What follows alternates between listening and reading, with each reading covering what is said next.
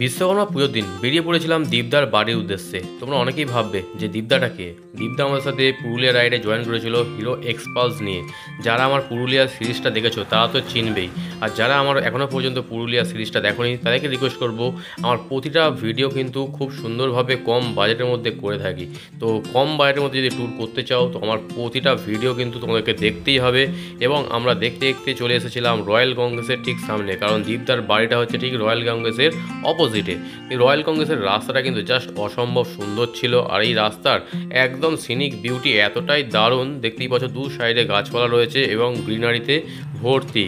তো দেখতে দেখতে আমরা দীপদার বাড়ি পৌঁছে যাই। দীপদার বাড়িতে এই নিয়ে দুবার আসা, আর এবারে চলে এসেছি আমি আর অঙ্কন। দেখতেই পাচ্ছ অঙ্কন রয়েছে আমার সাথে। আর সবার প্রথমে এসেই বাবার দর্শন করে নিই। বিশ্বকর্মা ঠাকুরের মুখটা জাস্ট অপূর্ব সুন্দর লাগছিল কিন্তু। তো তোমরা কমেন্টে অবশ্যই জানিও যে ঠাকুরটা কেমন হয়েছে। আর দীপদার এখানে আমরা বেশ কিছুক্ষণ টাইম কাটিয়েছি, খুব গল্প আড্ডা মেরেছি। সব কিছু মিলেমিশে বিশ্বকর্মা পুজোটা জাস্ট ফাটিয়ে আমরা আনন্দ করেছি। তো এইবারের বিশ্বকর্মা পুজোটা আমার সারা জীবন কিন্তু মনে থাকবে।